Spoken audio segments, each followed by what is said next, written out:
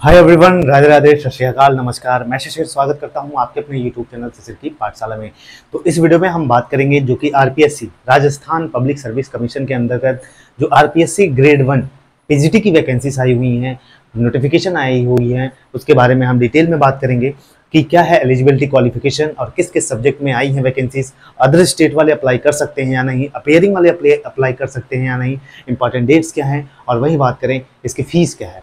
तो सारी चीज़ें हम डिटेल में डिस्कस करेंगे और सिलेबस क्या है, इसका एग्जाम पैटर्न, एक एक चीज़ आपके डाउट यहाँ से क्लियर होंगे। वीडियो को पूरा देखिएगा। तो चलिए स्टार्ट करते हैं। सबसे पहली चीज़ कि किस किस जो राजस्थान पब्लिक सर्विस कमीशन के अंदर ये पीजीटी की वैकेंसीज हैं, जो पीजीटी वाले स्टूडेंट हैं वो जरूर अप्लाई करें, क्योंकि एक बेहतर वैकेंसी, एक अच्छी वैकेंसी आई है। लगभग 2202 मतलब 2202 वैकेंसीज आई हुई हैं, मतलब पोस्ट पे आई हुई हैं। अब बात कर लेते हैं कौन कौन से सब्जेक्ट पे आई हैं। पहली चीज ये कि कौन कौन से सब्जेक्ट पे आई हैं, अपना सब्जेक्ट देख लीजिए। तो सबसे पहली बात करें तो हिंदी में 350 वैकेंसीज आई हैं, और वहीं बात करें इंग्लिश में जो है वो 325 वैकेंसीज आई हैं, संस्कृत में 64 वैकेंसीज आई हैं, पंजाबी में 11 वैकेंसीज आई हैं, और राजस्थानी में 7 वैकेंसीज हैं, और फिजिकल एजुकेशन वालों के लिए 37 वैकेंसीज हैं, और म्यूजिक में 6 वैकेंसीज हैं। और वहीं बात करें उर्दू वालों के लिए तो 26 वैकेंसीज हैं, हिस्ट्री के लिए 90 वैकेंसीज हैं, और पॉलिटिकल साइंस वाले 225 वैकेंसीज हैं। और आगे की बात करें ज्योग्राफी वाले बच्चे तो 210 वैकेंसीज ज्योग्राफी के लिए है, इकोनॉमिक्स के लिए 35 वैकेंसीज हैं, और सोशियोलॉजी के लिए 16 वैकेंसीज हैं। और वहीं बात करें ड्राइविंग वालों के लिए 35 वैकेंसीज हैं, ड्राइविंग वालों के लिए। आगे की बात कर ले होम साइंस वालों के लिए 16 वैकेंसीज हैं, केमिस्ट्री वालों के लिए 36 वैकेंसीज हैं, फिजिक्स के लिए 147 है, मैथ के लिए 153 वैकेंसीज हैं, और बायो के लिए 67 है। और कॉमर्स वालों के लिए सबसे ज्यादा भाई कॉमर्स में कितना नहीं, हिंदी में है, हिंदी में 350 है और कॉमर्स में 340। हिंदी और कॉमर्स में सबसे ज्यादा वैकेंसीज हैं। तो ये आपको समझ में आ गया। सबसे पहली चीज अपना सब्जेक्ट सेलेक्ट कर लीजिए कि किसमें कितनी वैकेंसीज हैं, क्योंकि आपको फिर उसके बाद सारी चीजें ज्यादा अच्छे से समझ में आएंगी कि किसके किसके यहाँ पे वैकेंसी हैं। अब पहली चीज बता देता हूं कि क्या अदर स्टेट वाले अप्लाई कर सकते हैं? हाँ, बिल्कुल अप्लाई कर सकते हैं आप। दूसरी चीज, अपियरिंग वाले अप्लाई कर सकते हैं, बिल्कुल अप्लाई कर सकते हैं। लेकिन आपका जो भी पीजी कर रहे हैं, जो भी कर रहे हैं, मान लीजिए बीएड तो कंप्लीट होगा, पीजी जो भी कर रहे हैं, आपका जो पीजी है वो जब जिस दिन एग्जाम डेट है, जब एग्जाम होगा उसके पहले आपको प्रूफ देना पड़ेगा कि आपका जो डिग्री है या जो भी है वो कंप्लीट हो जाएगी। एक चीज ये शर्त है, ठीक है, ये समझ में आ गया। अदर स्टेट वाले बिल्कुल अप्लाई कर सकते हैं, मैंने बताया जैसा कि। और आगे की कुछ बात करें तो हम बात करते हैं, हाँ, एजुकेशनल क्वालिफिकेशन की बात कर लेते हैं, ठीक है, जो कि एजुकेशनल क्वालिफिकेशन को लेकर सारी चीजें मेंशन की गई हैं इसमें कि पद 1 से 11 तक के जो पद हैं, मतलब आप जब नोटिफिकेशन देखेंगे जो पोस्ट हैं 1 से 11 तक, और 13 से 15 तक के लिए, जो 13 से 15 मतलब 1 से 11 तक और 13 से 15 पद जो नंबर है, जैसे 1 2 3 4 5 6 करके लिखा गया है उसमें, तो उनके लिए क्या है, पीजी होना चाहिए, यूजीसी रिकॉग्नाइज पीजी आपके पास होना चाहिए। वहीं बात करें आपको डिप्लोमा या तो पीजी विथ डिग्री इन और diploma in education recognised by the National council of teacher Education government NCT recognised, आपके पास पीजी होना चाहिए, ठीक है। और वहीं बात करें पदक्रम संख्या 12 के लिए, पदक्रम संख्या जो 12 है, पोस्ट नंबर 12 है, उसमें क्या चाहिए, उसके लिए आपको पीजी चाहिए, या तो उसकी इक्विवेलेंट कोई भी यूजीसी रिकॉग्नाइज्ड आपके पास डिग्री हो, या आपके पास council of agriculture research in home science with degree और diploma in education recognised by national council of teacher education. इसका मतलब है कि आप होम साइंस वालों के लिए जो पद नंबर 12 है, किसके लिए है, होम साइंस वालों के लिए, उनके पास क्या होना चाहिए भाई, पीजी होना चाहिए। पीजी के साथ क्या होना चाहिए, आपके पास एक Indian council of agricultural research in home science आपके पास विथ डिग्री या डिप्लोमा आपके पास होना चाहिए, ठीक, एनसीटी रिकॉग्नाइज्ड। और वहीं बात करें पदक्रम संख्या 16 के लिए बात कर ले तो इसमें क्या है, पीजी आपके पास होना चाहिए या इसके इक्विवेलेंट आपके पास कोई डिग्री डिप्लोमा हो, और इसमें zoology, botany, microbiology, biotechnology, life sciences, bioscience provided by the have studied botany and zoology at graduation level with degree और diploma in education। आपने ग्रेजुएशन लेवल पर एटलीस्ट जूलॉजी या तो बॉटनी आपने पढ़ा हो, क्या, जूलॉजी या तो बॉटनी आपने पढ़ा हो। और वहीं बात करें पदक्रम संख्या 17 के लिए बात कर लेते हैं, तो पीजी होना चाहिए भाई, या तो इसके इक्विवेलेंट होना चाहिए जो कॉमर्स के लिए है, कॉमर्स वालों के लिए मतलब बीकॉम होना चाहिए, बिल्कुल ठीक है, बीकॉम होना चाहिए, या आपका पीजी होना चाहिए उसके इक्विवेलेंट यूजीसी से रिकॉग्नाइज होना चाहिए, और at least 2 teaching subject for higher secondary classes as prescribed by the Board of Secondary Education Rajasthan Ajmer और फॉर कॉमर्स ग्रुप। मतलब इसका कहने का मतलब है कि एटलीस्ट 2 टीचिंग सब्जेक्ट जो है आपने 12th में पढ़ा हो। ठीक, क्या 12th में पढ़ा हो, ये चीज हो गई। अब बात करते हैं, और इसमें एक और है, डिग्री और diploma in education recognised by the National council of teacher Education. मतलब जो भी डिग्री डिप्लोमा हो भाई एनसीटी रिकॉग्नाइज हो, ये बहुत बड़ी लाइन है। ठीक है, आपने देखा होगा चंडीगढ़ में वहां पे बहुत लोगों को बाहर कर दिया गया इसकी वजह से। अब पदक्रम संख्या 20 देख लेते हैं, जो कि आपके पास ग्रेजुएशन होना चाहिए या इसके इक्विवेलेंट यूजीसी रिकॉग्नाइज्ड होना चाहिए, और पीजी इन फिजिकल एजुकेशन, या आपके पास एमपीएड हो 2 साल का।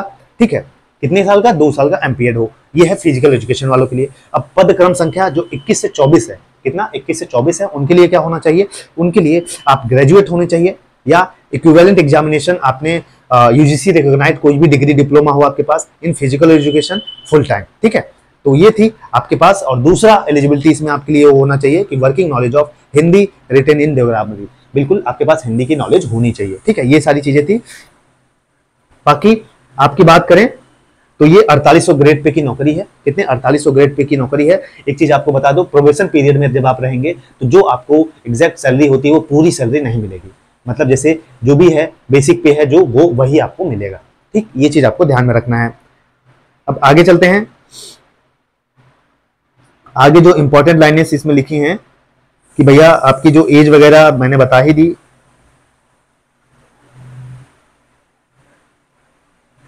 हाँ, आवेदन जो एप्लीकेशन कब से स्टार्ट होगा ये सुन लीजिए, इंपॉर्टेंट डेट सुन लीजिए। तो जो आवेदन तिथि है आपकी वो है आपकी 5/11/2024, 5 नवंबर से स्टार्ट होगी और 4 दिसंबर तक, मतलब आपका टोटल 1 महीने आपकी वैकेंसी इसके अप्लाई करने के लिए आपको ये डेट मिलेगा। कितना? 5 नवंबर से लेके 4 दिसंबर तक। ठीक, ये चीज है, इंपॉर्टेंट डेट्स हैं। और आगे बात करें, ओटीआर वगैरह आपको रजिस्ट्रेशन करना है, वो सारी चीजें तो ठीक है। स्कीम समझते हैं। ठीक है, ये जो इंपॉर्टेंट है स्कीम समझते हैं। वो पोस्ट वाइज भी दी है, लेकिन जो मेन है, जो मेन सब्जेक्ट है आपका, उसका पैटर्न क्या होगा उसको देख लेते हैं। देखिए, जो स्कीम है syllabus of competitive examination for the post of school lecturer. ठीक है, तो इसमें बात कर ले, जो एग्जामिनेशन होगा आपका टोटल 450 नंबर का होगा। कितने? 450 नंबर का आपका एग्जामिनेशन होगा। There will be 2 papers, 2 papers होंगे वहां पे। Paper 1 shall be 150 marks, paper 1 जो होगा 150 नंबर का होगा, एंड पेपर 2 300 मार्क, पेपर जो 2 होगा पेपर सेकंड 300 नंबर का होगा। समझ में आया? टोटल 450 नंबर का पेपर होगा, 2 भागों में डिवाइड होगा, पेपर 1 पेपर 2। पेपर 1 जो होगा आपका 150 मार्क्स का होगा और पेपर 2 जो है वो 300 मार्क्स का होगा। Duration of paper 1 shall B 1.5 hours. Paper 1 का जो टाइम ड्यूरेशन है कितना है? 1.5 घंटे है। और वहीं बात करें आपका जो ड्यूरेशन ऑफ पेपर सेकंड है वो 3 घंटे का होगा। समझ में आ गया? फिर से मैं रिपीट कर देता हूं, टोटल कितने? 450 नंबर का पेपर होगा, 2 भागों में डिवाइड होगा, पेपर 1 पेपर 2। पेपर 1 कितने नंबर का? 150 घंटे, 150 क्वेश्चन होंगे। कितने मिनट मिलेंगे इसके लिए आपको? 1.5 घंटे मिलेंगे। और वहीं बात करें पेपर 2 कितने नंबर का होगा? 300 नंबर का होगा। उसमें कितना टाइम मिलेगा आपको? 300 नंबर का होगा, और इसमें कितना टाइम मिलेगा आपको? 3 घंटे मिलेंगे। ठीक है, यहां समझ में आया? और मल्टीपल चॉइस इसमें क्वेश्चन होंगे। Negative marking shall be applicable in the equivalent of answers for every wrong answer 1/3 of the 1/3, 1/3, 1/3, मतलब आपका नेगेटिव मार्किंग रहेगा। ठीक है, ये समझ में आया? अब चलिए आगे बताते हैं आपको। मिनिमम क्वालिफाइंग मार्क्स इसमें दिया गया है कि जो minimum qualifying marks for each paper shall be 40%। Each paper का, हर एक पेपर का 40% आपका क्वालिफाइंग मार्क्स होगा। Provided that the percentage fixed as above shall be fixation by 5% of the candidates belonging to the scheduled caste and scheduled tribes। बाकी ये सब चीजें बात की हैं। अब पेपर 1 जनरल स्टडीज। ठीक है, मैंने बताया 450 नंबर का पेपर होगा, पेपर 1 पेपर 2। अब पेपर 1 जनरल स्टडी का होगा जो सबके लिए कॉमन होगा। इसमें 1.5 घंटे का मिलेगा। इसमें क्या क्या रहेगा? हिस्ट्री ऑफ राजस्थान पूछा जाएगा, इंडियन हिस्ट्री पूछी जाएगी, और आपका इंडियन नेशनल मूवमेंट पूछा जाएगा। वहीं इसमें मेंटल एबिलिटी के क्वेश्चन होंगे, टेस्ट स्टैटिस्टिक के क्वेश्चन होंगे, मैथमेटिक्स के क्वेश्चन होंगे, और लैंग्वेज एबिलिटी की जो हिंदी और इंग्लिश के आपके पेपर होंगे इसमें।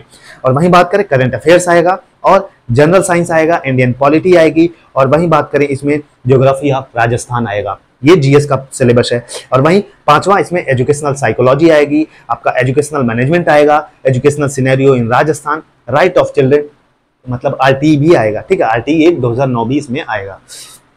ये पेपर 1 का सिलेबस हो गया, जो कि 1.5 घंटे का पेपर होगा और 150 क्वेश्चन हो गए। अब पेपर 2 की बात कर लेते हैं। पेपर 2 की बात करें तो पेपर सेकंड जो है वो सब्जेक्ट कंसर्न होगा, ठीक है, मतलब जो भी आपका सब्जेक्ट जो आपका है, जैसे किसी का हिंदी है उससे क्वेश्चन पूछा जाएगा, किसी का संस्कृत है उससे पूछा जाएगा, सब्जेक्ट कंसर्न, ठीक है। 300 नंबर का होगा और 3 घंटे का पेपर होगा। और इसमें बताएं तो नॉलेज ऑफ सब्जेक्ट कंसर्न मतलब सीनियर सेकेंडरी लेवल पे तक ये क्वेश्चन पूछे जाएंगे। Knowledge of subject concern graduation पे जो आपने पढ़ा है वो पूछा जाएगा। Knowledge of subject concern post graduation में जो पढ़ा है आपने वो भी यहाँ से क्वेश्चन पूछे जाएंगे। और वहीं पेडागोजी पूछा जाएगा, टीचिंग लर्निंग मटेरियल टीएलएम पूछा जाएगा, use of computers and information technology in teaching learning, ये पेडागोजी के भी क्वेश्चन यहाँ से पूछे जाएंगे। बाकी आप अपने सिलेबस को मतलब ये बाकी सब्जेक्ट के लिए ये तो कॉमन था, कोच के लिए अलग से दिया गया, कोच वाले देख लेंगे अपना। ये आपका सिलेबस था पेपर 1 पेपर 2 जो कि मैंने बता दिया। अपना सब्जेक्ट देखिए और अच्छे से पढ़ाई स्टार्ट कर दीजिए। बाकी इतनी सारी चीजें इंपॉर्टेंट नहीं है, बाकी सारी चीजें मैंने आपको बता ही दी, ठीक।